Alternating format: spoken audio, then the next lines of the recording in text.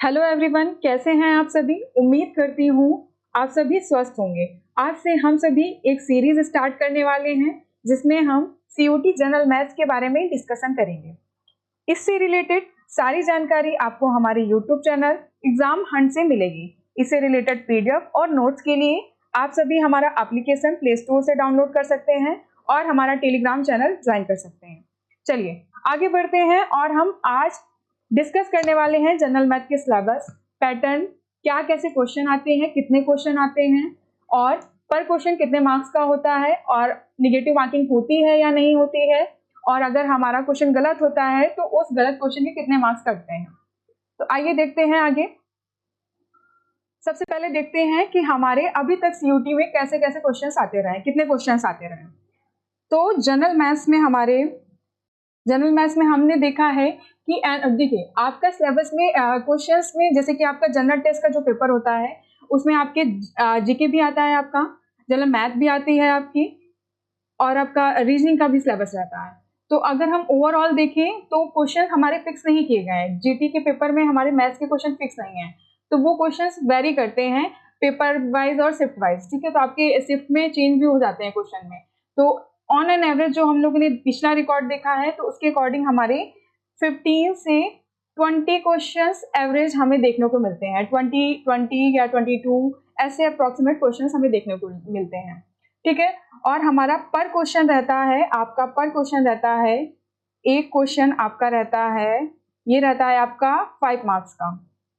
और आपका ये क्वेश्चन जब आप सही करेंगे तो आपको एक सही क्वेश्चन में 5 नंबर मिलेंगे और गलत करने पर एक क्वेश्चन में आपकी -1 की निगेटिव मार्किंग रहती है।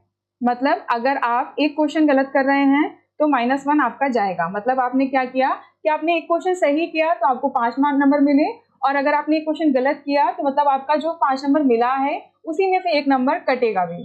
ठीक है, मतलब ये कि ओवरऑल आपका जो रिजल्ट रहा वो 4 नंबर रहे। ठीक है, 2 क्वेश्चन में। इसी तरह हम आगे बढ़ते हैं। अब हम देखते हैं अपने सिलेबस के बारे में।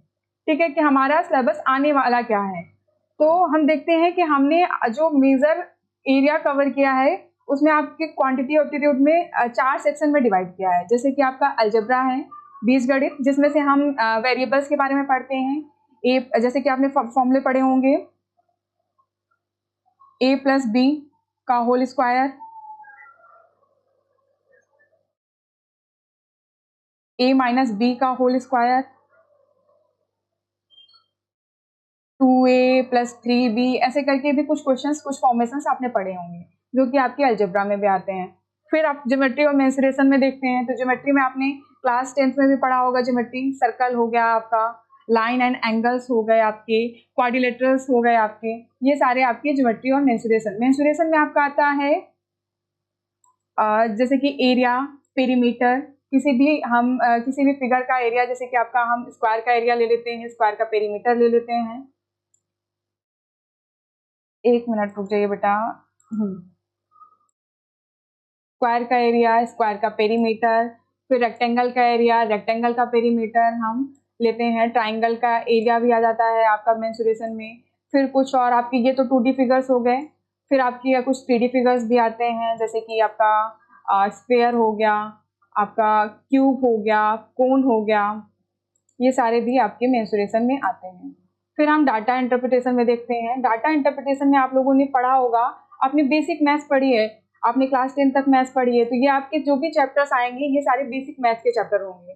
10 तक जो मैथ्स आप पढ़ते हैं उन्हीं से रिलेटेड सारे चैप्टर्स होंगे। जैसे कि डाटा इंटरप्रिटेशन में आपने पढ़ा होगा, क्लास 9th में भी आता है, आपका 10th में भी आता है, क्लास 8 में भी रहता है कि ग्राफ बनाकर एक दे दिया जाता है, उस ग्राफ से रिलेटेड आपके कुछ क्वेश्चंस होते हैं और ग्राफ में आपका डेटा दिया होता है, उसी डेटा के बेसिस पे आपके वो क्वेश्चंस के आंसर करने होते हैं। फिर अरिथमेटिक में आ जाते हैं, तो अरिथमेटिक में जितने भी नंबर से रिलेटेड जितने भी क्वेश्चंस बन सकते हैं वो सारे आपके अरिथमेटिक में आते हैं। जैसे कि परसेंटेज हो गया आपका, प्रॉफिट एंड लॉस हो गया आपका। ठीक है, जैसे कि आपका क्या हो गया, इसमें अरिथमेटिक में आपका आ जाता है परसेंटेज,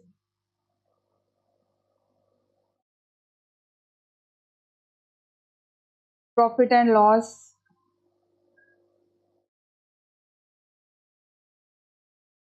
फिर आपका देखने को मिलता है इसमें रेशियो एंड प्रोपोर्शन,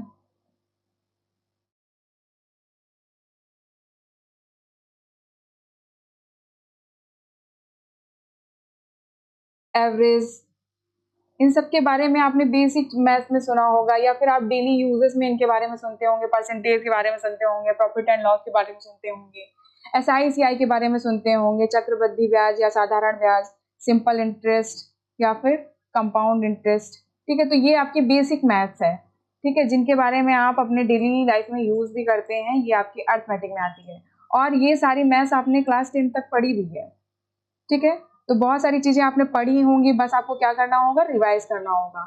कुछ आपके क्वेश्चंस के पैटर्न में बदलाव आएगा, तो हम उनको आगे अपने पेपर के अकॉर्डिंग, अपने प्रीवियस ईयर के अकॉर्डिंग फिर उसको आगे देखते जाएंगे। ठीक है, ये सब तो आपका एक मेजर डिवाइडेशन हो गया आपके पूरे सिलेबस का, कि हमारा आएगा क्या, अलजेब्रा आएगा, ज्योमेट्री आएगा, मेंसुरेशन आएगा, डाटा इंटरप्रिटेशन आएगा और अर्थमेटिक आएगा। ठीक है, अब आ जाते हैं कि हम लोग स्टार्ट कैसे करेंगे। तो सबसे पहले हमारा ये इंपॉर्टेंट होता है कि हमें अपने मैथ्स को स्टार्ट करना है, तो हमारा बेसिक क्या होना चाहिए। सबसे पहले हम देखते हैं कि हमें नंबर्स के बारे में बेसिक पता होना चाहिए। जैसे कि हम क्लास 6 से स्टार्ट करते हैं नंबर्स के बारे में पढ़ना तो बहुत पहले से स्टार्ट कर देते हैं, लेकिन नंबर के बारे में जो क्लासिफिकेशन स्टार्ट करते हैं वो डिटेल में क्लासिफिकेशन क्लास 6 से स्टार्ट करते हैं, कि नंबर हमारे क्या क्या, नंबर कैसे डिवाइड करते हैं, नेचुरल नंबर्स क्या होते हैं, होल नंबर्स क्या होते हैं, आपके इंटीजर्स क्या होते हैं, आपके फ्रैक्शन क्या होता है, डेसिमल क्या होता है, ये सब आपका नंबर सिस्टम में आता है। तो नंबर सिस्टम आपका एक बेसिक जैसा काम करता है कि आपको पहले नंबर सिस्टम पढ़ना है। ये नंबर सिस्टम से भी क्वेश्चंस आते हैं, बट ये आपके आगे की ओवरऑल मैथमेटिक्स में, आपके अर्थमेटिक में भी बहुत हेल्प करता है। तो सबसे पहला टॉपिक जो आपका आता है नंबर सिस्टम में, वो आता है कि टाइप ऑफ नंबर, डिविजिबिलिटी। ठीक है, तो हम सबसे पहले देखते हैं कि डिविजिबिलिटी क्या होती है। डिविजिबिलिटी के रूल्स भी आप लोगों ने पढ़े होंगे क्लास 8 तक, कि 2 की डिविजिबिलिटी क्या होती है, 3 की डिविजिबिलिटी क्या होती है, 4 की डिविजिबिलिटी क्या होती है, इसके रूल्स देखेंगे, इनसे रिलेटेड क्वेश्चंस देखेंगे। इसी में आपका एक यूनिट डिजिट करके एक टॉपिक आता है, जिसमें हम अपने कैलकुलेशन को सॉर्ट करने के लिए या दूसरे मेथड्स को भी यूज करने के लिए, जो आगे की मैथमेटिक्स में यूज होते हैं, उनमें हम यूनिट डिजिट का कॉन्सेप्ट भी देखते हैं। कुछ बेसिक रूल्स भी होते हैं। ठीक है, आपने HCF LCM पढ़ा होगा, लासा और मासा। ठीक है, ये क्या होता है, आपका फैक्टर्स होते हैं। ठीक है, हाईएस्ट कॉमन फैक्टर और लीस्ट कॉमन मल्टीपल और फैक्टर, ये दोनों आपके नंबर में के ही पार्ट आ जाते हैं। फिर हम फ्रैक्शन और डेसिमल देखते हैं, इनसे रिलेटेड जितने कॉन्सेप्ट होते हैं वो हम देखते हैं। APGP, ये भी आपका एक इम्पॉर्टेंट टॉपिक हो जाता है। तो हर साल हमें देखने को मिलता है कि एक क्वेश्चन आपका APGP से देखने को मिल जाता है कई बार, और अगर नहीं देखने को मिलता है तो ये आपका यूज होता है सिंपल मैथमेटिक्स में। ठीक है, HCF LCM से ही एक बेसिक सिंपल क्वेश्चन देखने को मिल जाता है। ठीक है, तो ये भी बहुत इंपॉर्टेंट टॉपिक्स हैं, और ये आपके बाकी आगे फर्दर टॉपिक्स में भी हेल्प करते हैं बहुत ज़्यादा। तो हमें पढ़ने सारे टॉपिक हैं, बस उसके आगे फिर हम अगले वीडियो में ये भी बताएंगे कि आपके किस चैप्टर से कितने क्वेश्चन का कितना वेटेज है। तो हमारे उसके अकॉर्डिंग भी हम अपने टॉपिक्स को डिसाइड करेंगे कि कौन सा टॉपिक कितना इंपॉर्टेंट है। फिर हम देखते हैं परसेंटेज का तो आप बहुत ज़्यादा यूज़ करते हैं। जैसे कि आपने देखा होगा कि कभी आपसे पूछ लिया जाता है कि कितना परसेंटेज बना, मार्क्स में देख लेते हैं कितना परसेंटेज है, या फिर आज से जनरल वे में पूछ लेते हैं कि आपके स्कूल में कितने % गर्ल्स हैं, ठीक है, या फिर कितने % बॉयज हैं। तो आपको एक जनरल आइडिया होना चाहिए कि परसेंटेज क्या है, परसेंटेज की बेसिक कैलकुलेशन। इसी परसेंटेज के बेसिस पे ही, इसी सेम कॉन्सेप्ट को, परसेंटेज को क्लियर करेंगे तो आपको प्रॉफिट एंड लॉस भी क्लियर होगा। ठीक है, प्रॉफिट एंड लॉस का कॉन्सेप्ट जो आपका डेली लाइफ में आपका यूज होता है, कि आप कोई सामान परचेज करके लाए या फिर आपने कुछ बेचा, तो आपके पास जो है एक आपका कॉस्ट प्राइस होता है, एक आपका सेलिंग प्राइस होता है। तो आपका सेलिंग प्राइस हमेशा आप या तो प्रॉफिट में बेचेंगे या तो लॉस में बेचेंगे, क्योंकि आप अगर कॉस्ट प्राइस से ज़्यादा में बेच रहे हैं तो मतलब आपका प्रॉफिट में है, और अगर कॉस्ट प्राइस से कम में बेच रहे हैं तो मतलब आप लॉस में हैं। ठीक है, तो ये भी आपका जनरल लाइफ का है। एक आपका डिस्काउंट का भी कॉन्सेप्ट आता है। आपने देखा होगा, आप मॉल वगैरह में जाते हैं अक्सर डिस्काउंट को देखने के लिए कि मॉल में क्या डिस्काउंट चल रहा है, तो वो डिस्काउंट भी हम प्रॉफिट लॉस के केस में ही पढ़ते हैं। तो एक कॉन्सेप्ट आपको डिस्काउंट का भी पढ़ना है। इनसे भी आपके एक क्वेश्चन या दो क्वेश्चन आपको देखने को मिलता है पर टॉपिक से। आगे बढ़ते हैं हमारा अगला टॉपिक है ratio and proportion. Ratio and proportion basically क्या है कि दो सेम यूनिट्स को कंपैरिजन करना। आपका यूनिट सेम होना चाहिए। जैसे मैंने कह दिया कि आपका 2 रॉड है, ठीक है, एक ये 1 फर्स्ट वाला, ये आपका सेकेंड वाला। तो फर्स्ट वाले के मैंने कहा कि ये आपका 30 सेंटीमीटर है, और इसको मैंने कहा कि 1 मीटर है, तो क्या हम कंपैरिजन कर सकते हैं? ठीक है, तो कंपैरिजन तो कर सकते हैं, लेकिन सबसे पहले हमें ये देखना होगा कि क्या यूनिट सेम है, एक की सेंटीमीटर है, एक की मीटर है। तो सबसे पहले हम दोनों को सेम यूनिट में कन्वर्ट करेंगे, तो एक को हम 30 सेंटीमीटर है तो दूसरे को भी हम सेंटीमीटर में ही कन्वर्ट कर लेंगे। ठीक है, फिर जो कंपैरिजन होगा उसके बाद इनको हम सिंप्लीफाई करेंगे, जो सिंप्लीफाइड वैल्यू आएगी वो आपका रेशियो दिखाएगा कि ये दोनों किस रेशियो में है। और अक्सर रेशियो दो क्वांटिटीज के बीच में दिखाता है। ठीक है, आपका कंपैरिजन, इसको हम फ्रैक्शन के फॉर्म में भी ले सकते हैं, 3/10, ये एक फ्रैक्शन का भी एक फॉर्म है, जो आपका रेशियो है ये एक फ्रैक्शन का भी फॉर्म है। ठीक है, फिर हमारा आता है पार्टनरशिप। पार्टनरशिप क्या होता है? पार्टनरशिप हमारा होता है जैसे आपने बिजनेस किया और बिजनेस में आप दो पार्टनर्स हैं, तो एक ने क्या किया, एक आपका पार्टनर ए है, एक आपका पार्टनर बी है। ठीक है, आपने 100 रुपए लगाए, ए ने 100 रुपए लगाए, बी ने भी 200 रुपए लगाए। ठीक है, लेकिन दोनों ने अलग अलग रुपए लगाए और एक ने 1 साल दिया, एक ने 2 साल दिया। ठीक है, तो ये पार्टनरशिप का कॉन्सेप्ट है। ठीक है, तो इसमें आपके इसी के अकॉर्डिंग जिसने जो इन्वेस्टमेंट किया है, जितने टाइम के लिए किया है, उसी के बेसिस पे आपका पार्टनरशिप में प्रॉफिट डिवाइड होगा। ठीक है, तो ये पार्टनरशिप को दिखाता है। एज क्या है? एज से रिलेटेड क्वेश्चन पूछे जाते हैं, जैसे कि क्या कहा कि ए की एज और बी की एज में 1:2 का, ए की एज और बी की एज 1:2 में है। ठीक है, और दोनों की एज का जो सम है वो 30 है। तो आपसे पूछ लिया कि आज से 10 साल बाद दोनों की एज का रेशियो क्या होगा। ठीक है, तो ये ऐसे भी क्वेश्चन बनते हैं। फिर आपका आ जाता है प्रपोर्शन के बारे में, मैंने नहीं बताया आपको ऊपर, पहले प्रपोर्शन के बारे में देख लीजिए। प्रपोर्शन, ठीक है, तो दोनों जब किन्हीं 4 क्वांटिटीज का मतलब जब दो रेशियो आपके इक्वल हो जाएं, उस सिचुएशन में आपका प्रपोर्शन बनता है। जैसे मैंने कहा कि A ratio B is equal to C ratio D। ठीक है, तो यहाँ जो ये इक्वल है ये प्रपोर्शन बता रहा है। ठीक है, तो हम इसको ऐसे लिखते हैं A रेशियो B, और प्रपोर्शन का साइन ऐसे होता है, डबल रेशियो। तो ये हो गया A ratio B proportion C ratio D। ठीक है, तो ये आपका प्रपोर्शन का हो गया। ऐसी बाकी के डिटेल कॉन्सेप्ट हम लोग बाकी चैप्टर में पढ़ेंगे। ठीक है, फिर हम आगे देख लेते हैं हमारा simple interest, compound interest. Simple interest क्या होता है? साधारण ब्याज। और कंपाउंड इंटरेस्ट क्या होता है? आपका चक्रवृद्धि ब्याज। सिंपल इंटरेस्ट क्या होता है? आप जैसे कि आपने किसी से पैसा उधार लिया या फिर बैंक से पैसा उधार लिया। ठीक है, तो आपने 100 रुपए लिए, मान लेते हैं आपने 100 रुपए लिए हैं। ठीक है, और उसने कहा कि आपने जो 100 रुपए लिया है, इस 100 रुपए पे जब आप उसको आपने 1 साल के लिया, 1 साल के लिए लिया। ठीक है, तो बैंक ने कहा जो आपको उधार दे रहा है, बैंक दे रहा है या कोई पर्सन दे रहा है, तो वो कह रहा है कि जब तुम 100 रुपए मुझे वापस करोगे तो तुम मुझे 110 रुपए वापस करोगे। ठीक है, तो ये जो 10 रुपए आपको एक्स्ट्रा देना है उसको, यही आपका क्या हो गया? यही आपका इंटरेस्ट हो गया। ठीक है, और ये इंटरेस्ट आपका रुपयों में हो गया। ठीक है, मैंने कहा था 100 रुपए लिए और 110 रुपए वापस किए, तो ये 10 रुपए आपका इंटरेस्ट हो गया। लेकिन यहाँ पर ये क्या करता है, इसी को परसेंटेज के फॉर्म में देता है, तो वो आपका रेट ऑफ इंटरेस्ट होता है। जितना परसेंटेज लगा 1 साल में, वो क्या हो गया? वो आपका रेट ऑफ इंटरेस्ट हो गया। ठीक है, तो ये ऐसे डिसाइड होता है। और ये क्या होता है? ये आपका प्रिंसिपल होता है। बाकी की डिटेल्स हम लोग बाद में पढ़ेंगे, मैं बेसिक आइडिया आपको देती हूँ कि क्या कैसे हो रहा है। ठीक है, फिर आगे बढ़ते हैं आपका एवरेज में। सिंपल कंपाउंड इंटरेस्ट क्या होता है? कंपाउंड इंटरेस्ट जब आपका अमाउंट कन्वर्ट हो जाता है प्रिंसिपल में जब एसआई ऐड हो जाता है तो वो अमाउंट बनता है, और अमाउंट पर ही फिर आगे का जो लगता है रेट ऑफ इंटरेस्ट वो लगता है। लेकिन सिंपल इंटरेस्ट में क्या होता है? सिंपल इंटरेस्ट में हमेशा आपके प्रिंसिपल पर ही रेट ऑफ इंटरेस्ट लगता है। फिर आगे बढ़ते हैं हमारे एवरेज के टॉपिक में। ठीक है, तो आगे है हमारा ये एवरेज। एवरेज में क्या है?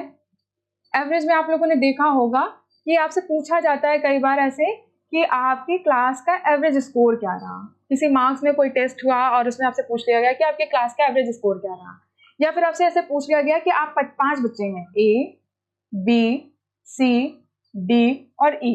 ठीक है, और आपसे पूछा गया कि आप पांचों की अलग अलग हाइट होगी, आप पांचों सेम तो हो नहीं सकते हैं। ठीक है, तो आप पांचों के, मैंने बोला कि इसका 150 सेंटीमीटर, इसका 152 सेंटीमीटर, इसका 149 सेंटीमीटर, इसका 143 सेंटीमीटर, इसका 140 सेंटीमीटर। ये सबकी अलग अलग हाइट हो गई, ठीक है। तो इनका जो ओवरऑल, जैसे मैंने पूछ लिया, किसी ने पूछ लिया कि आप पांचों का एवरेज हाइट क्या है, तो ओवरऑल एक ऐसी हाइट जो इन सबके बीच में पड़े जाके, ठीक है। तो जिसको हम एक आइडिया बता सके कि ओवरऑल सबकी हाइट इसी के अप्रोक्सीमेट है, इसी के आगे पीछे एक बीच का नंबर जिसके आगे पीछे सब कुछ रहा है, ठीक है। इसके आगे पीछे सारी हाइट्स आएंगी आपकी, ठीक है। या तो इसे थोड़ा सा ज्यादा होगा एक दो नंबर, या तो इसे थोड़ा बहुत कम होगा, ठीक है। तो वो जो बीच का नंबर निकल के आएगा वो आपका एवरेज होता है। तो इसमें क्या होता है, इसमें आपको क्या करना होता है, सारी हाइट्स को ऐड करना होता है और फिर जितने नंबर्स होते हैं, मैंने कहा 5 मेंबर्स हैं तो 5 का डिवाइड कर देंगे, ठीक है। 5 से हम डिवाइड कर देंगे, ठीक है। तो जो रिजल्ट निकल के आएगा वो आपका एवरेज हाइट हो जाएगा, ठीक है। तो ये ऐसे एवरेज निकाला जाता है। इसमें क्या होता है कि जब बहुत बड़े नंबर्स होते हैं या फिर बहुत बड़ा डेटा होता है तो उसको हम लोग छोटा करने के लिए या फिर अप्रोक्सीमेट वैल्यू बताने के लिए हम एवरेज निकालते हैं, ठीक। आगे बढ़ते हैं। अगला टॉपिक है हमारा time and work. Time work में हम लोग, आप लोगों ने शायद सुना भी होगा, आपके हालांकि आजकल बच्चों में आने लगा है, 6, 7, 8 में भी पढ़ाया जाता है, 9th में भी पढ़ाया जाता है time and work. Time and work basically क्या है कि जैसे आपने यूनिटरी मेथड पढ़ा है वैसे ही काम करता है, बस जब हम यहाँ पढ़ेंगे तो हम यहाँ मेथड्स अलग यूज करेंगे, ठीक है। यहाँ पर क्या होता है, जैसे कि कोई वर्कर फैक्ट्री में काम करने गया, ठीक है, या फिर कुछ और मान लेते हैं, जैसे कि कोई एक वर्क है ए, सॉरी मैं ए नहीं मानते, कुछ और मान लेते हैं। जैसे मैंने कहा एक बुक है, ठीक है, एक बुक है, उसको एक पर्सन रीड करता है 10 डेज में और एक पर्सन रीड करता है 15 डेज में, तो दोनों की कैपेसिटी अलग अलग हो गई ना, ठीक है। तो इन्हीं में हम देखते हैं कि एक काम को एक पर्सन ऐसे कहते हैं कि हमारा ये ए पर्सन है, एक मिनट पेन को सेलेक्ट कर लेते हैं, हाँ। तो हमारा ये क्या है, ये ए पर्सन है, ये एक काम को 15 डेज में कर सकता है, और ये हमारा बी पर्सन है, ये हमारा एक काम को 10 डेज में कर सकता है। तो आपसे ऐसे क्वेश्चन पूछ लिया जाता है कि दोनों मिलकर एक काम को, जो काम को ये दोनों कर रहे हैं, पहले ये अकेले कर रहा है एक काम को 15 डेज में और बी अकेले कर रहा है 10 डेज में, तो आपसे पूछ लिया जाता है इसी काम को जिसको ये लोग अकेले 15 डेज में कर रहे हैं, एक 10 डेज में कर रहा है, तो उसी काम को ये दोनों अगर मिल के काम कर रहे हैं तो वो कितने दिन में कर सकते हैं, ठीक है। तो ऐसे काम करता है ये। इसी में से वर्क एंड वेजेस का भी काम आ जाता है, ठीक है, इसमें वर्क एंड वेजेस भी होता है, ठीक है, वेजेस। तो इसमें क्या होता है कि जैसे आपका कैपेसिटी रहेगा, जितने दिन में आप काम करेंगे उसी के आधार पर आपको पैसा भी मिलेगा। तो अगर आपने काम ज्यादा किया है तो आपको पैसा ज्यादा मिलेगा, तो जो रेशियो आपके वर्क का निकल के आएगा वही आपका वेजेस भी डिसाइड करेगा। सेम इसी पैटर्न में पाइप एंड सिस्टम भी काम करता है, बस यहाँ पर क्या कर रहे हैं, यहाँ पर हम ह्यूमंस की बात कर रहे हैं, यहाँ पर आपके ह्यूमन काम करेंगे और यहाँ पर हम पाइप को ले लेते हैं, ठीक है। यहाँ पर पाइप एक टंकी को भरेगा, यहाँ पर काम की बात की जाती है, यहाँ पर एक काम होगा आपके पास और 2 पर्सन होंगे करने वाले।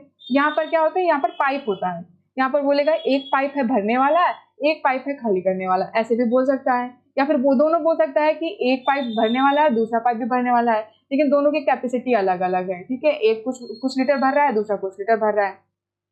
फिर आपको बताना होगा, एक टंकी दिया होगा, वो टंकी कितने देर में भरेगा, ठीक है। ये आपका ऐसे काम करता है।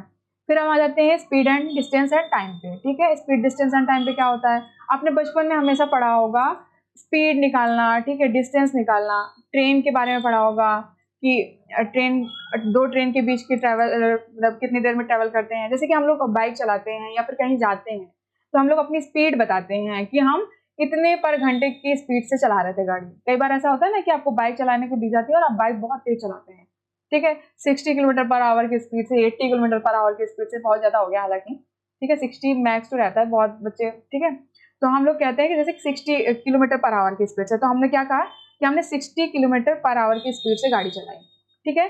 तो यहाँ पर आपका सिर्फ एक ही फॉर्मूला काम करता है पूरे उसमें, time, speed, time and distance में, क्या, speed equal to distance upon time, ठीक है। जो यहाँ मेन कॉन्सेप्ट होता है वो होता है आपका यूनिट का। तो जैसे आपने यहाँ पर बोला कि आपका ये आपने चलाया है किलोमीटर पर आवर की स्पीड में, तो यहाँ पर 2 यूनिट काम करती है, एक किलोमीटर पर आवर और एक आपका मीटर पर सेकेंड, 2 यूनिट काम करती है, ठीक है। तो आपको क्या करना है कि जब आप किलोमीटर पर आवर की स्पीड में कन्वर्ट कर रहे हो तो आपको चेक करना है पहले, मतलब आपको देखना है, जैसे कि आपका अगर स्पीड किलोमीटर पर आवर की स्पीड में दिया किलोमीटर पर आवर में दिया हुआ है, तो आपको देखना होगा कि आपका डिस्टेंस किलोमीटर में है कि नहीं है, या फिर टाइम दिया हुआ है तो टाइम आवर में है कि नहीं है। अगर नहीं है तो आप फिर उसी के अकॉर्डिंग चेंज करेंगे, फिर अपने ऑप्शंस को भी देखेंगे। ये हम लोग और डिटेल में जब हम चैप्टर पढ़ेंगे तब पढ़ेंगे, ठीक है। और फिर हमारा इसी से रिलेटेड ट्रेन भी आ जाती है, ट्रेन का कॉन्सेप्ट भी आता है हमारा, ठीक है। सेम आपका कॉन्सेप्ट फॉर्मूला आपका एक ही यूज होता है, आपका ये वाला speed equal to distance upon time, यही आपका ट्रेन में भी यूज होता है। बस ट्रेन में क्या हो जाता है कि ट्रेन में कुछ कुछ चीजें ऐड हो जाती हैं। हो सकता है दो ट्रेन हो, दोनों ट्रेन क्या करें आपकी सेम डायरेक्शन पे चल रही हो, ऐसे एक ट्रेन ये है एक ट्रेन ये है, दोनों सेम डायरेक्शन पे चल रही हैं, ठीक है। तो जब दो ट्रेन या फिर दो व्हीकल या फिर दो पर्सन एक ही डायरेक्शन में या फिर अपोजिट डायरेक्शन में चल रहे हैं, दो लोग जब साथ में आ जाते हैं, तब वहां आपका रिलेटिव स्पीड का कॉन्सेप्ट करता है काम, ठीक है। इसके बारे में हम लोग डिटेल में पढ़ेंगे चैप्टर में, ठीक है। तो रिलेटिव स्पीड क्या होता है, कैसे काम करता है, ठीक है। इसमें दो कॉन्सेप्ट काम करते हैं आपका, एक सेम डायरेक्शन में, एक अपोजिट डायरेक्शन में, ठीक है। और मेन आपका यूनिट होता है, उसको भी हम लोग देखेंगे कि उसको कन्वर्ट कैसे करते हैं। यहाँ पर आपका मीटर पर सेकंड था, ठीक है। तो इन दोनों को कन्वर्ट करना होता है बेसिकली, ठीक है। फिर आपका इसी में बोट एंड स्ट्रीम का भी कॉन्सेप्ट आ जाता है। Same concept, speed equal to distance upon time, ये फॉर्मूला लगता है। लेकिन यहाँ पर अब आप काम कर रहे होते हैं बोट में और स्ट्रीम में।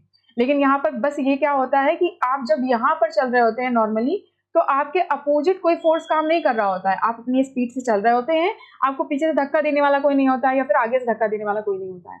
लेकिन जब आप ऐसे रिवर पे चलते हैं, तो रिवर की अपनी एक स्पीड होती, स्ट्रीम होती है, और उसकी अपनी एक डायरेक्शन होती है। मान लेते हैं ये स्ट्रीम है और इसकी डायरेक्शन इधर को है, और हम अपनी बोट जो चला रहे हैं वो इधर को चला रहे हैं, ठीक है, इस डायरेक्शन में।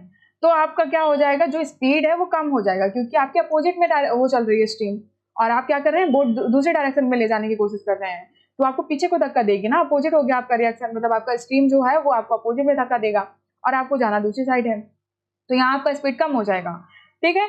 लेकिन जब आप आपकी स्ट्रीम भी इधर को चल रही है और आपकी क्या हो, बोट भी इधर को जाए, ठीक है। मेरी राइटिंग पे आप लोग थोड़ा फोकस मत करिएगा, ठीक है। तो ये आप जब इस डायरेक्शन में जाएंगे तो आपका दोनों साथ साथ काम करेगा, ठीक है। तो यहाँ पर आपकी स्पीड बढ़ जाएगी, ठीक है। तो ये भी एक कॉन्सेप्ट है। आगे जब हम लोग आगे चैप्टर्स में पढ़ेंगे तो और डिटेल्स में काम करेंगे, ठीक। आगे बढ़ते हैं। स्टैटिस्टिक्स में क्या होता है, स्टैटिस्टिक्स में आपका मीन, मीडियम, मोड होता है, ठीक है। क्या होता है, माध्य, माध्यिका, बहुलक होते हैं, ठीक है। इसमें क्या होते हैं, इसमें आपके डेटा दिए होते हैं, नंबर्स के फॉर्म में आपको डेटा दिए होते हैं। जैसे आपने अभी एवरेज देखा, एवरेज ही आपका मीन होता है, ठीक है। ये क्या होता है, ये आपका एवरेज ही होता है, एवरेज, ठीक है। ये आपका एवरेज ही होता है। मीन जो होता है बिल्कुल सेम एवरेज की तरह काम करता है। अगर दो नंबर दिए हुए हैं तो दो नंबर के बीच का जो नंबर होगा, ठीक है, वो आपका एवरेज या मीन होगा। वैसे ही सेम कॉन्सेप्ट यहाँ पर काम करता है। तो आपके पास कुछ डेटा दिए होंगे, ऐसे नंबर्स दिए होंगे, ठीक है। उन नंबर्स में बताना होगा मीन क्या होगा, मीडियन क्या होगा, मोड क्या होगा। मोड आपका क्या होता है, जो नंबर बहुत बार रिपीट हो रहा होता है, जो बार बार रिपीट हो रहा है, ठीक है, वो आपका मोड हो जाता है, ठीक है। मीडियन क्या होता है, मीडियन भी इसका सीधा सीधा फॉर्मूला होता है, ये हम लोग जब आगे पढ़ेंगे डिटेल्स में उसके बारे में, तब हम पढ़ेंगे, ठीक है। तो इसमें बीच का नंबर होता है बेसिकली, जैसे मैंने ये नंबर दिए, ठीक है। तो इसमें से पहले आपको क्या करना होता है, आपको अरेंज करना होता है नंबर्स को, फिर उसमें से जो बीच वाला नंबर होता है वही आपका मीडियन की तरह काम करता है। फिर हम अलजेब्रा में आ जाते हैं। अलजेब्रा में आप लोगों ने पढ़ा होगा, ठीक है। अलजेब्रा बेसिकली आपका ये होता है, वेरिएबल्स में काम करता है, ठीक है। जैसे कि आपका हो गया वेरिएबल, क्या होता है, आपके एक तो सिंपल कांस्टेंट होते हैं, नंबर होते हैं, जैसे कि 1 2 3 4 5, ये आपके नंबर फिक्स है। मैंने कहा 5, तो 5 की वैल्यू 5 ही रहेगी, इसमें चेंज नहीं होने वाला कुछ भी, ठीक है। जब तक हम कुछ एडिशनल काम ना करें, कुछ प्लस ना करें, कुछ माइनस ना करें, कुछ मल्टीप्लाई ना करें, ठीक है। लेकिन अलजेब्रा में क्या होता है, अलजेब्रा में आपके कांस्टेंट के साथ साथ एक वेरिएबल भी काम करता है। जैसे मैंने कहा 5a, ठीक है। तो आपके साथ ये जो वेरिएबल है ये लगातार चेंज होता है, इसीलिए हम इसको वेरिएबल कहते हैं। अगर हम a की वैल्यू 1 रखेंगे तब भी हमारा रिजल्ट चेंज होगा, 2 रखेंगे तो दूसरा रिजल्ट आएगा, 3 रखेंगे तो दूसरा रिजल्ट आएगा, ठीक है। तो ये वेरिएबल क्या करता है, ये वेरिएबल आपके ओवरऑल रिजल्ट को चेंज करता है, इसलिए हम इसे वेरिएबल कहते हैं, ठीक है। और इन्हीं से जब मिलाकर हमारे फ्रैक्शंस बनते हैं a 5a प्लस 3b, तो वो पॉलिनोमियल कहलाते हैं, ठीक है। ये आपके क्या कहलाते हैं, पॉलिनोमियल। इन्हीं पे हम काम करेंगे। लीनियर इक्वेशन, ये सब इसी के कॉन्सेप्ट हैं, हम लोग जब आगे डिटेल में पढ़ेंगे तब पढ़ेंगे। जैसे कि आपका a स्क्वायर प्लस 2ab, ठीक है, प्लस b स्क्वायर, ये आपके ये सब क्या है, क्वाड्रेटिक इक्वेशन जैसे हैं, ठीक है। और इसमें कुछ फॉर्मूले भी होते हैं जो आपको डायरेक्टली मिलेंगे, जैसे a प्लस b का whole square, a minus b का whole square, a square minus b square, ठीक है। और भी बहुत सारे फॉर्मूले हैं जब हम आगे डिटेल में पढ़ेंगे तब इनके बारे में भी पढ़ेंगे। चलिए आगे बढ़ते हैं। आगे हमारा नेक्स्ट टॉपिक है ट्रिग्नोमेट्री। ट्रिग्नोमेट्री के बारे में भी आपने क्लास 10th में पढ़ा होगा। ट्रिग्नोमेट्री बेसिक आइडेंटिटीज में आता है। ये इनको हम दो पार्ट में पढ़ेंगे। एक होता है बेसिक आइडेंटिटीज। अब ये बेसिकली ट्रिग्नोमेट्री आपका ट्राइंगल में काम करता है, ठीक है। ये आपका राइट एंगल ट्राइंगल होता है। थोड़ा सा राइटिंग को इग्नोर करिएगा आप लोग मेरी। ये राइट एंगल ट्राइंगल पे काम करते हैं हम लोग, ठीक है। जिसमें आपका हाइपोटेनस होता है, परपेंडिकुलर होता है, बेस होता है। ये आपका बेस होता है, ये परपेंडिकुलर होता है, ये हाइपोटेनस होता है, और ये आपकी लॉन्गेस्ट साइड होती है, ठीक है। जिसमें आपका एक बेसिक फॉर्मूला जो आप हर जगह पढ़ते आए हैं वो आपका काम करता है h² equal to p² plus b², ठीक है। इसी के बेसिक पे हमारे डिफरेंट आइडेंटिटीज बने होते हैं, जैसे साइन होता है, कॉस होता है, सेक होता है, टैन होता है, कॉट होता है। इनसे रिलेटेड फॉर्मूले होते हैं। ज्यादातर जो ये आपका ट्रिग्नोमेट्री है ये आपका बेसिक आपके फॉर्मूले पर ही पूरा काम करेगा, ठीक है। तो आपको ज्यादा से ज्यादा यहाँ पर रटना होगा और बाकी हम लोग प्रैक्टिस करेंगे तो प्रैक्टिस पे आ जाएगा, ठीक है। फिर हाइट एंड डिस्टेंस काम करता है। होता है आपको क्या करता है कि आपका ये एक पर्सन खड़ा है और यहाँ पर एक पतंग उड़ रही है, ठीक है। तो आपसे पूछता है कि ये पतंग, या तो पूछ लेता है आपसे कि ये पतंग कितनी ऊंचाई पर उड़ रही है, ठीक है, ये आपसे पूछ लेगा। या फिर आपसे पूछ लेगा कि इस पर्सन की आंख से इसका एंगल क्या है, ठीक है, यहाँ से एंगल क्या है इसका, ठीक है। या फिर पूछ लेगा कि पतंग जिस हाइट पर है वहां से और पर्सन के बीच का डिस्टेंस क्या है। तो ये भी क्वेश्चंस कुछ होते हैं जो हम आगे डिटेल से पढ़ेंगे, ठीक है। फिर हम आ जाते हैं ज्योमेट्री में। ज्योमेट्री में भी आपने सारी ये बहुत बेसिक चीजें हैं बेटा, आपने बहुत सारी चीजें ऑलरेडी पढ़ रखी हैं। बस आपको क्या करना है, बस उनको रिवाइज करना है। कुछ थोड़ी थोड़ी चीजें एक्स्ट्रा ऐड होंगी तो उनको भी देखना है, ठीक है। क्योंकि हम लोगों ने जो सीख रखा होता है उसी को आगे थोड़ा और डिटेल में सीखते हैं और क्वेश्चन के पैटर्न चेंज होते हैं। तो बस उन्हीं क्वेश्चन के पैटर्न्स को देखना है कि हमारे सिलेबस में पैटर्न, हमारे सिलेबस के जो क्वेश्चंस हैं उनका पैटर्न क्या है और उनके पैटर्न के अकॉर्डिंग हमारा इंपॉर्टेंट टॉपिक क्या है और उसमें क्या फॉर्मूले इंपॉर्टेंट हैं, क्या हमें बिल्कुल रटने हैं, क्या पढ़ने हैं, ठीक है। तो जैसे कि हम आ जाते हैं इधर लाइन एंड एंगल में, ठीक है। तो आपने पढ़ा होगा पॉइंट क्या होता है, लाइन क्या होता है, एंगल्स क्या होते हैं, वर्टेक्स क्या होता है, ठीक है। फिर दो लाइन के बीच में, दो पैरेलल लाइन के बीच में एक तीसरी ट्रांसवर्सल लाइन जाती है, ठीक है। तो उनमें क्या एंगल्स बनते हैं, ऐसे भी कुछ एंगल्स के बारे में पढ़ाया गया होगा, ठीक है। आपके वर्टिकली अपोजिट एंगल के बारे में, डिफरेंट डिफरेंट एंगल्स के बारे में भी आपने क्लास 10th या 8 तक भी पढ़ाया जाता है बेटा ये सारी चीजें। तो आपने ये भी पढ़े होंगे, ठीक है। तो इन सब के बारे में हम लोग डिटेल्स में आगे पढ़ेंगे। फिर इसमें आपका सर्कल भी आ जाता है, फिर आपका क्वाड्रिलेटरल भी आ जाता है जिसमें आपके स्क्वायर, पैरेललोग्राम, रोम्बस और रेक्टेंगल के बारे में हम पढ़ेंगे, ठीक है। उनसे रिलेटेड थ्योरम्स भी पढ़ेंगे। थ्योरम में कुछ नहीं है, थ्योरम में आपके बेसिकली इन्हीं के बारे में है, इनकी प्रॉपर्टीज के बारे में जो आप ऑलरेडी पढ़ते हैं क्लास 9th और 10th में। तो पैरेललोग्राम, स्क्वायर, रेक्टेंगल, इसकी जो प्रॉपर्टीज होती है उनके बारे में पढ़ेंगे। जैसे कि आप सिंपल एक स्क्वायर ले लिए तो स्क्वायर के बारे में प्रॉपर्टी क्या हो गई कि ऑल साइड्स आर इक्वल, ठीक है, ऑल एंगल्स आर 90, सारे एंगल्स इक्वल होते हैं, दो डायगनल्स होते हैं, डायगनल्स भी आपस में इक्वल होते हैं, ठीक है। तो यही सारी आपकी प्रॉपर्टीज होंगी और यही डिफरेंट डिफरेंट तरीके से आपके क्वेश्चंस में यूज होती हैं।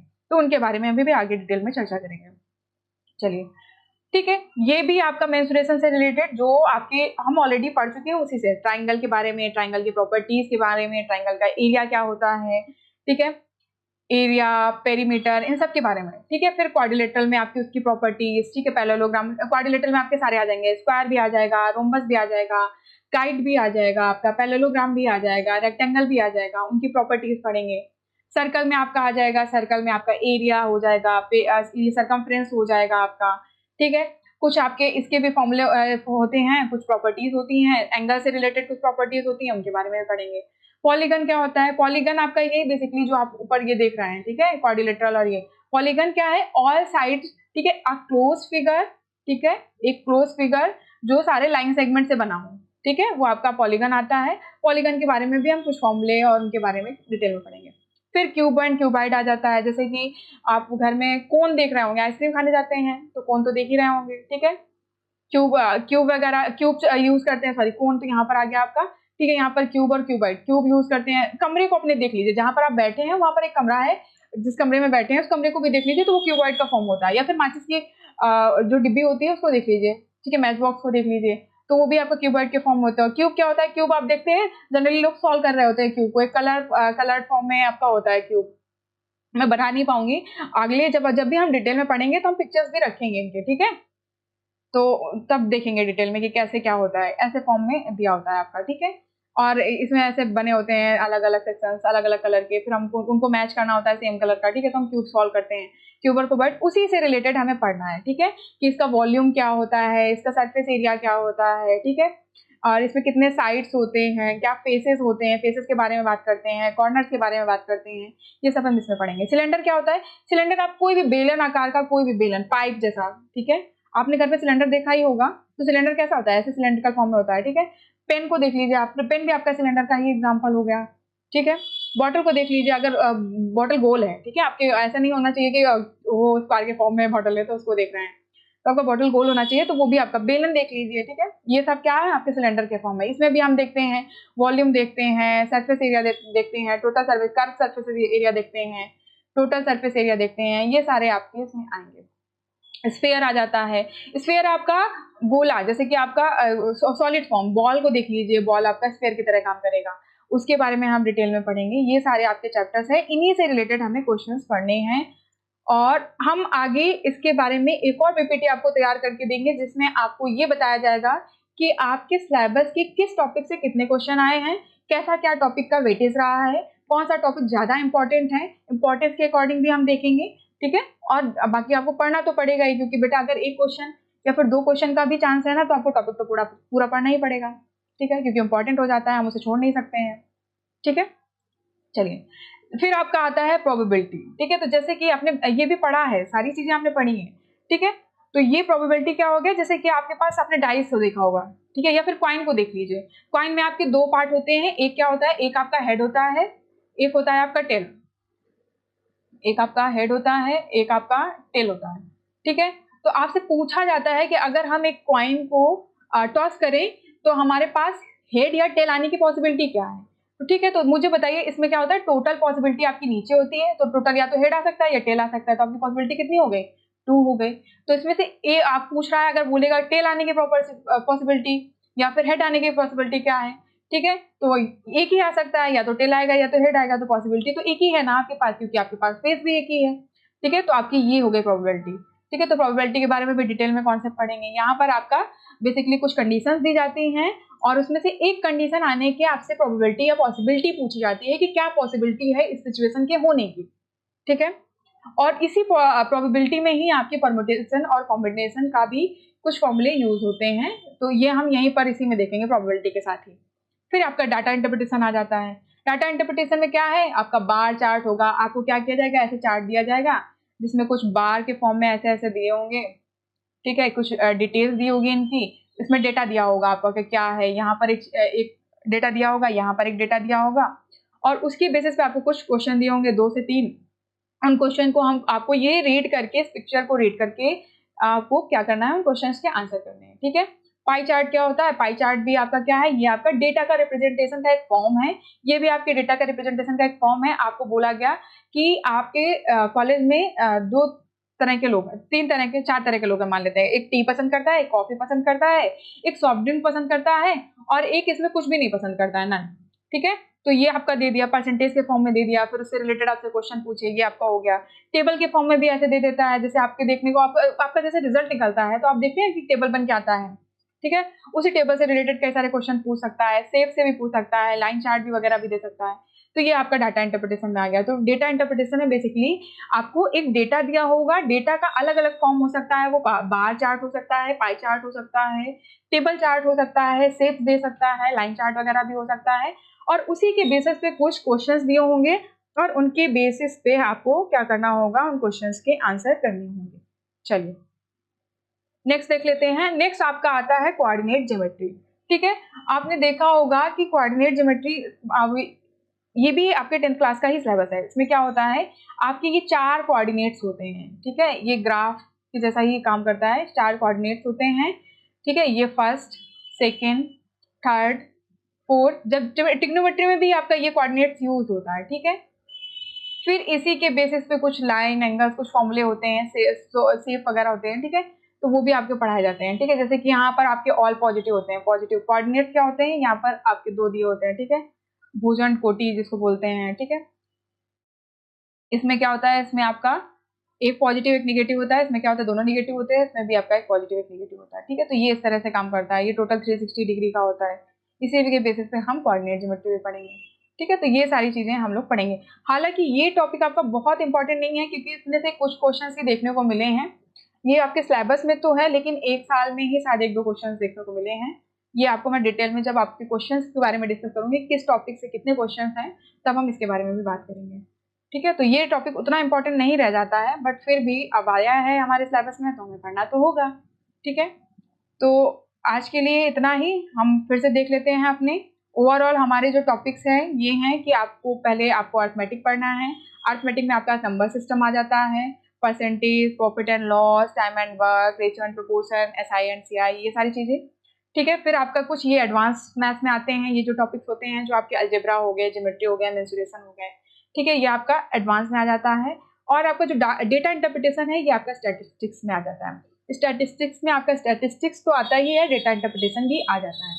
ठीक है, तो मीन, मीडियन और मोड भी आपका इसमें आ जाता है। तो 3 पार्ट में डिवाइड करके हम अपनी पूरी मैथ्स, जनरल मैथ्स को कवर करेंगे, डिटेल में कवर करेंगे। चलिए, तो आज के लिए इतना ही। धन्यवाद। आपको अगर इंफॉर्मेशन अच्छी लगी हो तो वीडियो को लाइक करें, सब्सक्राइब करें। Thank you so much.